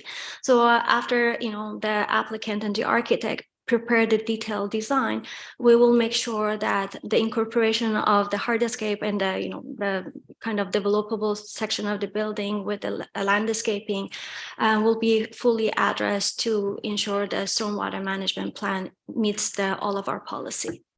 Great, thanks. I look forward to learning more. Thank you. Thank you. I have a couple of questions on this one. Many of my questions have already been asked, in particular around the sensitivity of this development and the relocation of folks. Just a quick thing. So I may have just missed it in this. There doesn't seem to be any reference to provincial legislation, and provincial government tabled some legislation around this about 2 years ago. And so I'm hoping that when we look at our policy, it comes into alignment. In particular, I think compensation is considerably higher at the provincial level than our level. And I want to make sure that obviously provincial level supersedes us, but I just want to make sure that our policy is aligned with the new policies. So that will be part of the process. True, Madam Chair, absolutely. The applicant also provided this information to the residents that the $10,000 compensation that is currently included in our policy is kind of outdated, while the province requires $20,000 compensation. So this information has provided to the residents. And one of the reasons that we are asking to update and review our policy is to make our policy in alignment with the provincial legislation and act. Okay. And so my understanding is this is first reading, and it will not proceed to the next step until we get the FRE, we update the housing, the relocation policy, and also that we're going to make sure the rental policy gets redone and that we have places for folks. Is that my understanding? Is that's all going to be dealt with before it gets to second reading? Through Madam Chair, I leave this question about the timing of our rental use zoning policy and review of the other two policies to our director. However, the two recommendations regarding the review of our policy and the rental use zoning policy was just a request from council to give us this direction and basically authorize to start working. Regardless of this policy, we will be working with the applicant just to make sure that this specific project meets all of our requirements, and it might be beyond, like based on the negotiation with the applicant, might be definitely beyond what the policies are kind of requiring. So regardless of the timing, we will make sure that this project is not going to hopefully negatively impact the residents. Okay, Ms. Carter, you wanted to add to this? Thank you. Our intention is to review these two policies and to look at a rental policy. However, we would really not hold up this applicant moving forward because we will be having conversations with them. In a perfect world, the policy review will happen prior to this applicant proceeding to second reading. But the other part around the actual policy and how it relates to the provincial legislation, I just want to remind council that our policy, aside from the $10,000 rate, was written to exceed the provincial legislation, because what it says is that the compensation payments are based on the greater of the professional appraisal of the value of the units, or it talks about the $10,000, and the applicant was made aware at the beginning that the new provincial figure is 20,000, and he definitely did share that with the residents in the correspondence. Yeah, I did see that. And I know that this isn't the only property that is looking, not currently, but is the potential for redevelopment.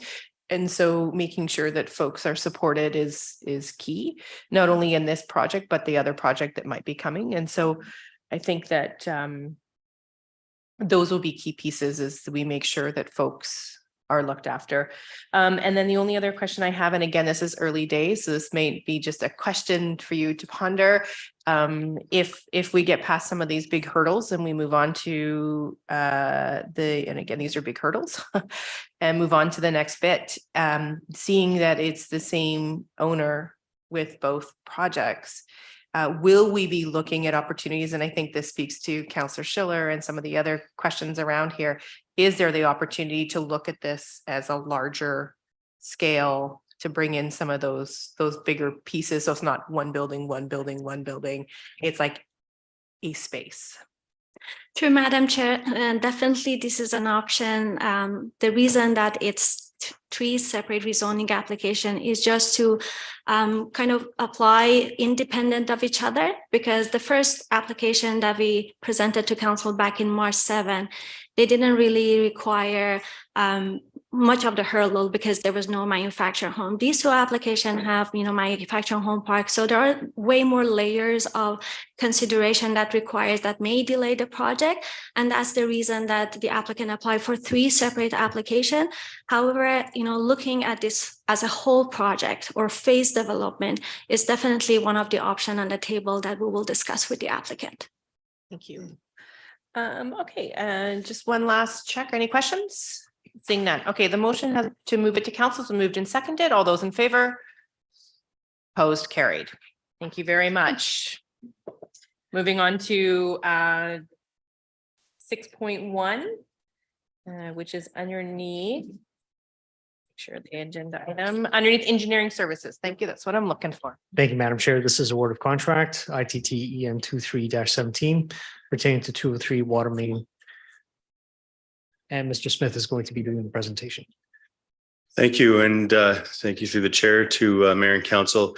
I want to take an opportunity to introduce Jatinder Khaira to you. Jatinder joined us last year as the manager of design and construction. And in a short period of time, he's demonstrated great leadership within the design and construction team. And he hasn't had an opportunity to introduce one of these projects to you yet. So I thought this would be a good opportunity to go through a project, talk a bit about our award process, and then I'll be here to support if there's any questions at the end. But at this point, I'll turn over to Jatinder in his capable hands to walk you through it. Thank you. Thank you and welcome. So when you're ready, if you just want to proceed with your presentation, that'd be great. Thank you, Chair, Mayor, and Council. This presentation is for the award of the 203rd Street Water Main project between Lougheed Highway and Thorn Avenue. And the project scope includes a 650 meter water main. It's illustrated in the figure in the dashed blue line. And the existing water main is shown, it's kind of hard to see here, but in turquoise, and that will be abandoned. It's at the end of its service life. Part of the work will be installing a small fiber optic conduit in that water main that's to be abandoned. In addition, we have a road repaving from Lougheed Highway all the way down to Hammond, as shown in the red polygon in the figure above. Scope of pavement is typically for buried utilities projects can range from trench width restoration up to full lane width restoration.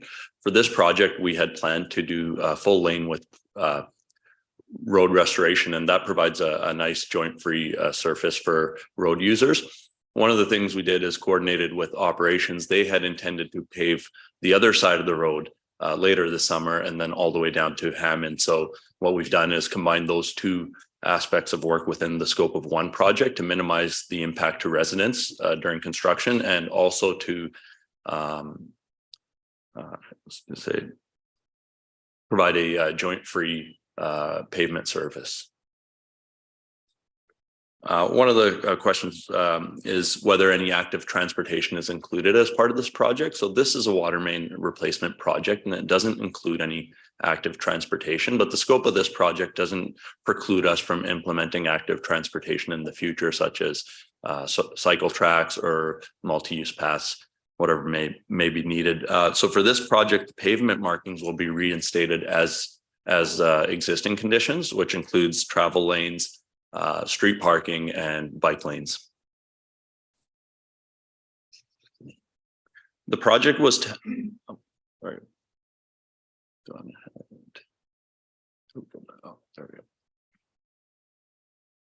The project was tendered from February 9th to March 9th, and the process was administered through our procurement department. It was consistent with our procurement policy. The tender was posted to BC Bid and Maple Ridge's bids and tenders website, and the process was consistent with the applicable free trade agreements. The project will use MMCD contract documents and specifications, and that's the industry standard for municipal capital projects. We did get 5 bidders for this project, which indicates a pretty competitive market. These days in the competitive market, it's not uncommon to see as few as 2 to 3 bidders. and we did receive pretty competitive pricing. It came in fairly in line with the engineer's estimate, which was around 1.9 million for the water main replacement work, the fiber optic work, and 1-lane pavement restoration. And then in addition, the operations work we were going to combine as part of this was estimated to be around 250 to 300,000. So the total estimate was about 2.2 million, and the low bidder is around 2.28 million.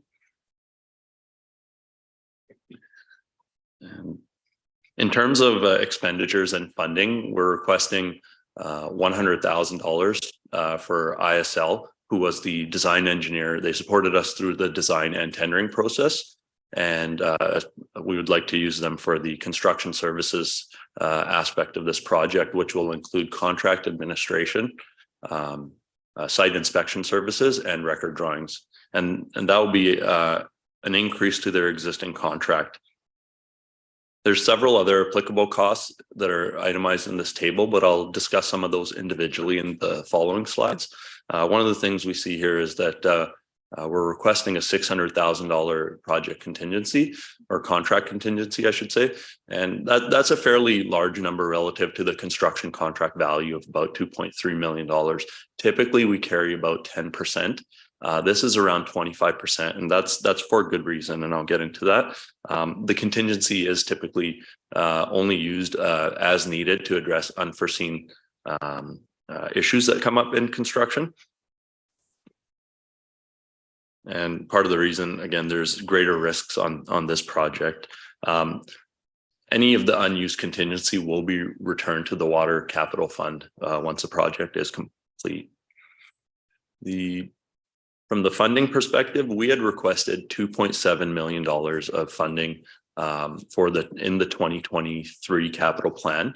As you can see in this table, once we got the bid numbers and looked at all the costs, we actually need about just under $1.9 million of additional funding to deliver this project. So that's quite a bit less than the $2.7 million we anticipated earlier in the year. And we do have under $1.6 million carry forward in the Water Revenue Fund available for this project.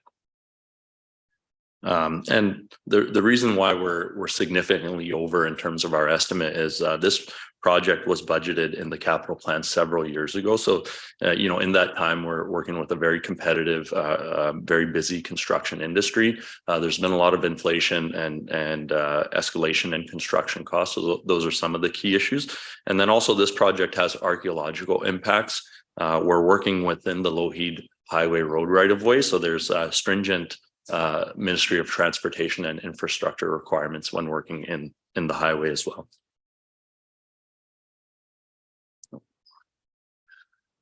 Just to discuss the archaeological impacts during detailed design, we were able to confirm that this project area did fall within the archaeologically sensitive area as defined in the city's archaeology policy. So the next step was for us to confirm whether there was any archaeological heritage impacts, and that's based on site visits and existing city records. From there, we hired Catesy Development Limited Partnership as the project archaeologist to work with the BC Archaeology Branch and First Nations, and also to prepare the archaeological overview assessment. So that's a desktop exercise where they identify the known archaeological and historical sites within the project area using existing resources.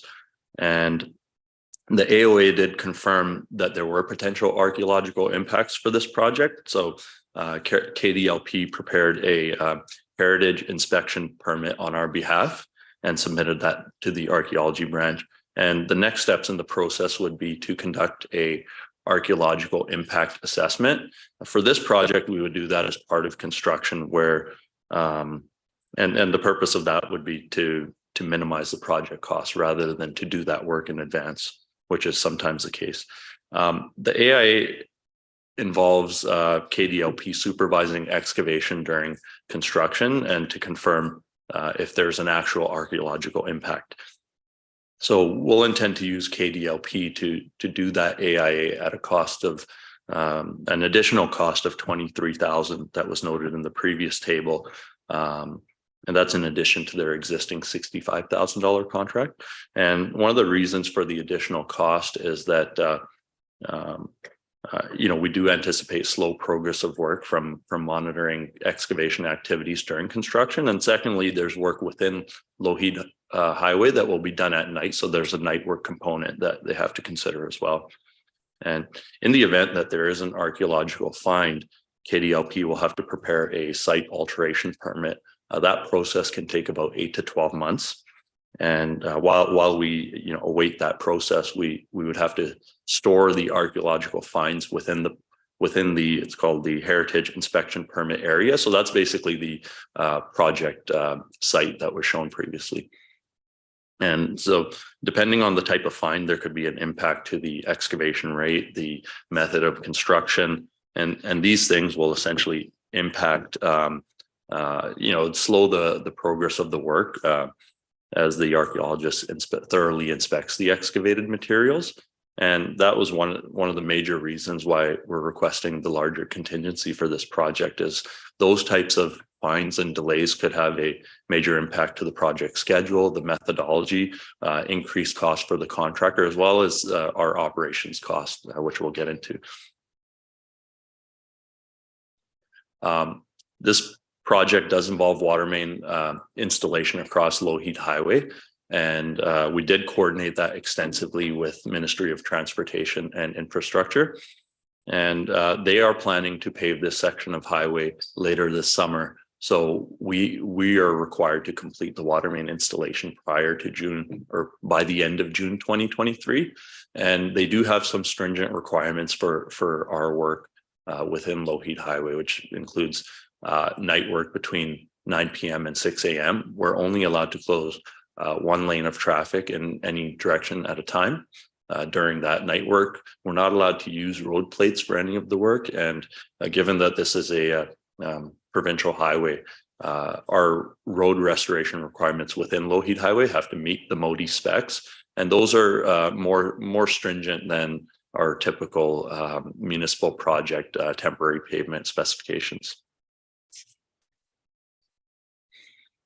And then finally, we have operations costs for tie-in work, and that's estimated at $420,000. So quite a bit. There's a lot of water main tie-in scope here. We have 10 tie-ins that operations will have to do, and 3 of those tie-ins are within the Lougheed Highway road right-of-way. One of those 3 is in a travel lane, and it's a 3-meter deep tie-in.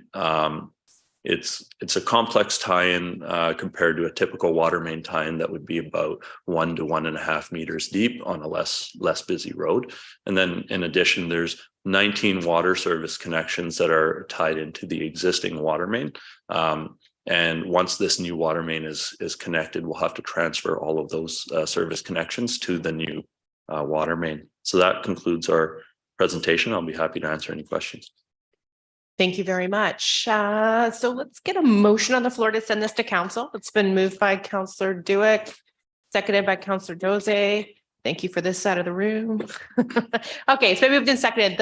Open up for questions, Councillor Youssef. Thank you, Madam Chair. Welcome to Maple Ridge, and thank you for the presentation and report.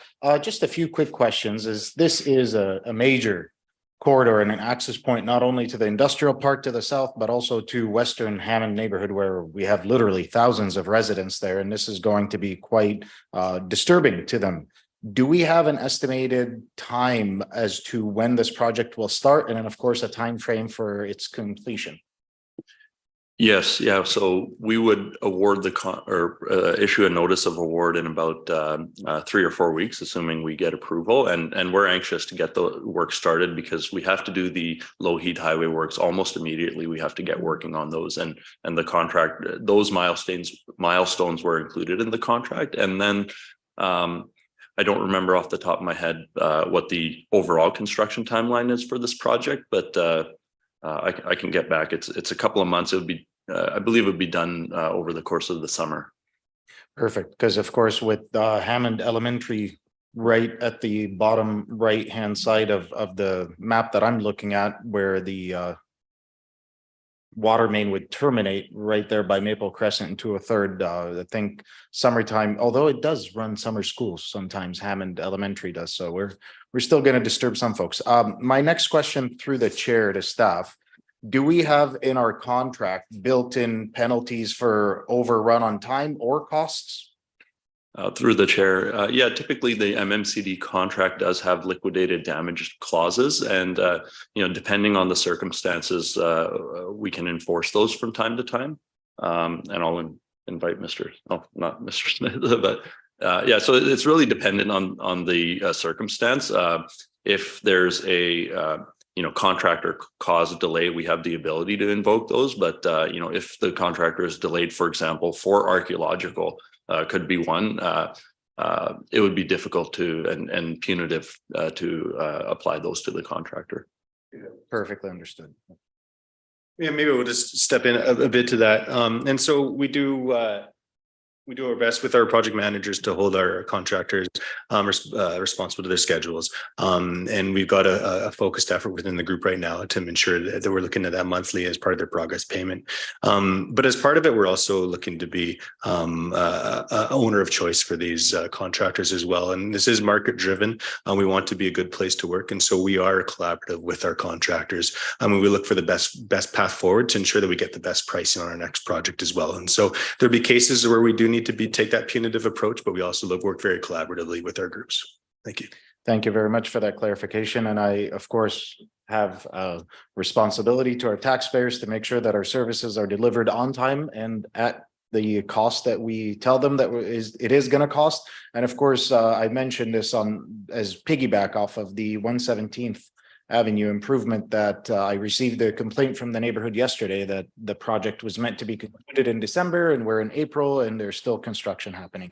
Last question through you, Madam Chair, on the pipe that's actually going into the ground. The materials of the pipe that are going in, what is it? Concrete? Through the chair, it's a ductile iron pipe, and the conduit that will go in the to be abandoned water main will be a PVC conduit. Thank you for that. I asked because I'd like to ensure that what we're putting in the ground today is very much at the leading edge of where we are technologically, providing the polymer composition of those pipes, not only for the lifespan, but also for the sanitary benefits that come from those composite materials as opposed to traditionally or conventionally used materials. So I guess my question through the chair to staff is, are we using or are we requiring that the contractors, when they're putting in these pipes into our city, that they are using the most advanced of technologies and the one that will yield us the longest lifespan? Yes, through the chair, for DNC capital projects, we require ductile iron piping, and that's the essentially the best material. Depending on the lifespan is really dependent on the ground conditions, but these pipes have been in the ground for up to 100 years. I mean, depending on ground conditions, they can corrode sooner than that, but overall, that's the premium material in the industry and does have a long lifespan. Excellent. Thank you very much for that. Thank you, Madam Chair. Those are my questions. Thank you, Councillor Dozy. Thank you very much. I just wanted to get a quicker, maybe an insight into the timeline for the archaeological impact assessment, because it is a very important component of the schedule. If that gets to delaying the project, first of all, we are not going to achieve our timeline, just like my colleague has specified. But most importantly, is the impact of that particular report on the cost of the project. You allowed 25% contingency instead of the conventional 10% that is usually allowed. Now, what it means is that we don't know what the impact of that assessment will be, and that will affect the cost of the project. Because if it requires a redirection or amendment of the construction process or whatever, that will possibly affect the cost of the project overall. So I see in it a situation where if we have the report prior to starting construction, we are clear with our design and the processes and all what have you, rather than just going at it blindfolded like that in such a way that oops condition will come up, and then we might even spend the whole of 25% that we allowed. So my point is, do we have a timeline for the submission of that report? And if we do, how much into the project is it that we'll be able to maneuver to be able to maintain that 10% possible contingency allowance that we usually carry conventionally? Thank you. Thank you. Maybe I'll just start into this and through the chair, and then turn over to Jatinder for any additional points. But like, I want to ensure to council and to the public that we have taken the due diligence steps here. We moved forward with the archaeological overview assessment. That's the first piece. That's a desktop piece. As part of that, we identified that there is some opportunity for archaeologically sensitive finds within the project site. So then the next thing we ask ourselves is to move forward with an AIA. So to move forward with an AIA, it requires a permit through the Provincial Heritage Conservation Act, because ground disturbance is required to do your AIA. And so as part of that, then we're looking at the permitting timelines for the AIA, and as well as the other constraints that we have on this project.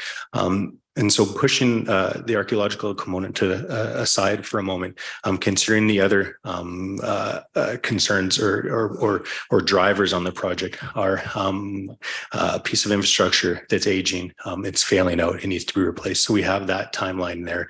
That we're further delay would be we'd be challenged to look at excessive breaks and requiring future maintenance on those. So that's one component of it. The line needs to be replaced. It's been need to replace for quite some time, and that's why it's in a capital project and being replaced. So there's that component. The other component that we have is the ministry came forward to us while we were going through the design process and just suggested that they're going to pave the intersection at Lougheed and 203rd.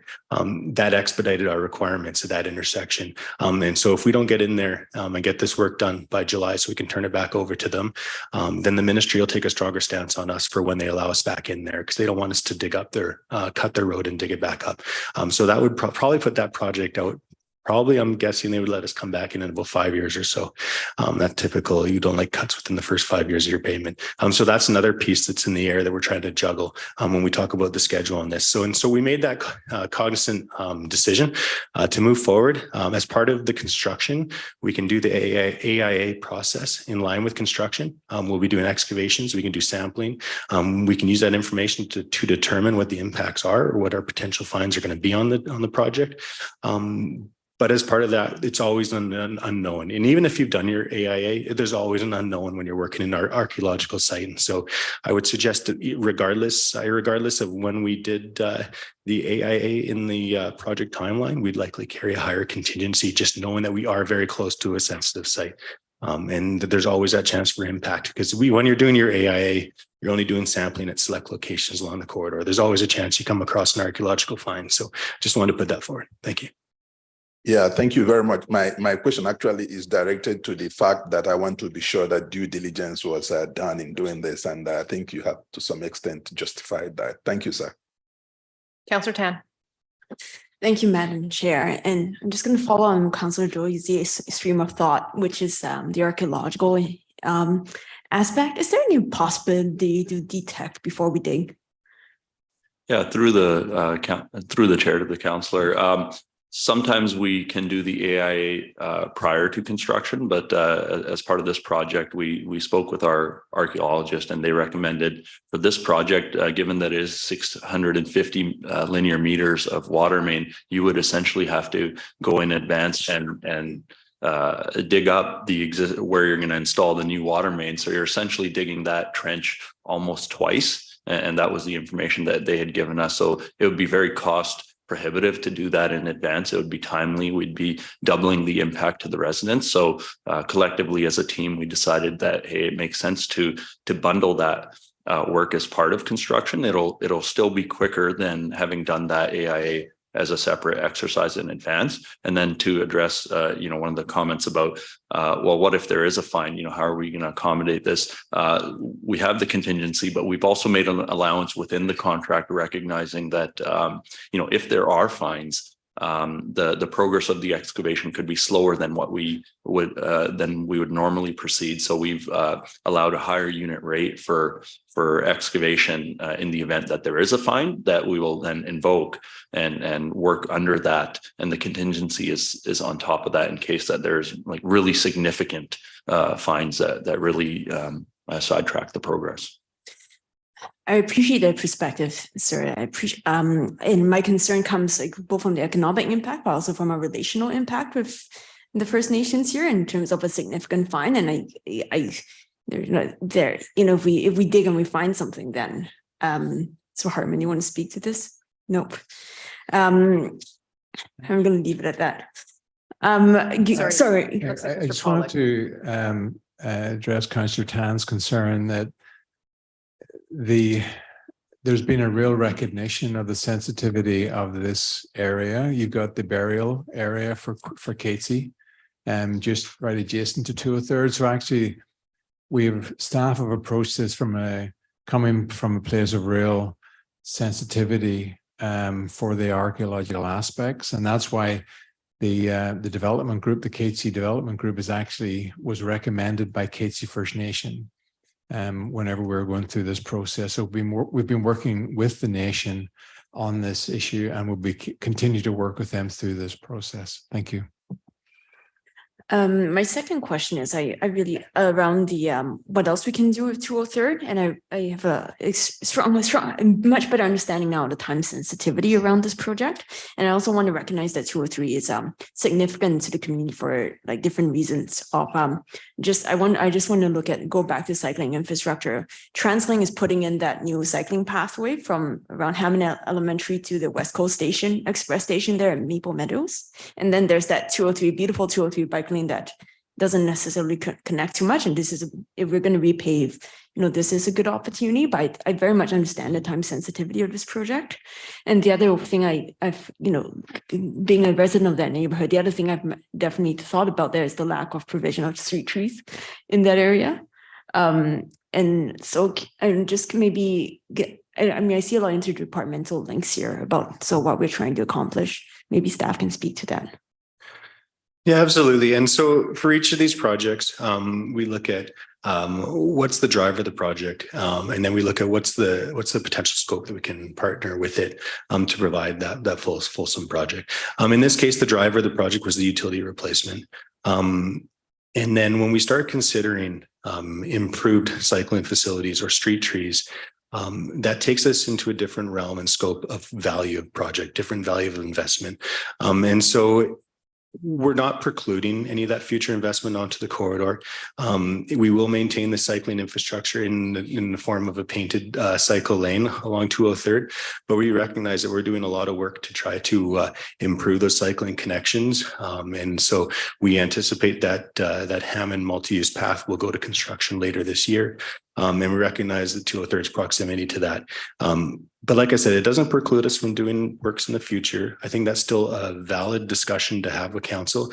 I just recommend that discussion happen once we have the STP in front of you. You have all the projects in front of you. We can prioritize and get an investment strategy in place, and then start constructing the ones that rise to the top, and not considering these on one-offs. Because if you consider these on one-offs, we can always validate and suggest that yes, it's a great project to add. But in context of all the other investments we want to make, I think that's an important distinction, and we should sit down and look at all of them together and decide as a group which ones we want to move forward. Thank you, Madam Chair. Thank you. Okay, seeing no other questions, it's been moved and seconded to move this to council. All those in favor? Opposed, carried. Great. Thank you very much. Okay, moving on to item number 10, which is the community forum. Do you want to walk us through? Thank you, Madam Chair. I'm wondering if the clerks have anyone online. Nobody online. Is there anyone in chambers? No. Okay, so there's nobody online, nobody in chambers. So we're going right to the next item. We've come to the end of our meeting. We've accomplished our business. And so I'll call adjournment of